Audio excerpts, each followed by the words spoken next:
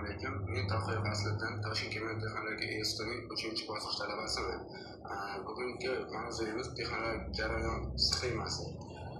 Bunda kiruvchi gaz bu xom gaz bo'lib, unda suv, bug'u va kislotalik bo'lishi mumkin. Bu issiqlik almashtirgichlar bo'lib, gazning haroratini kerakli darajaga yetkazish uchun ishlatiladi. Absorber bu apparatda gazdan kislotali komponentlar, masalan H2S yoki SO2 olib tashlanadi. Bu jarayon media yordamida amalga oshadi.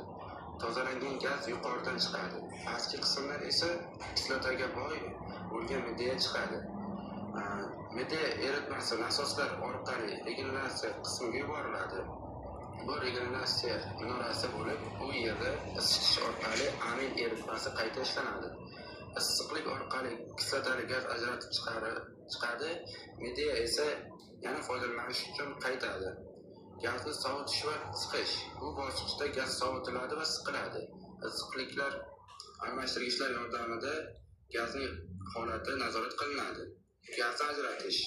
Gazning turli komponentlar ajratiladi va saqlanadi.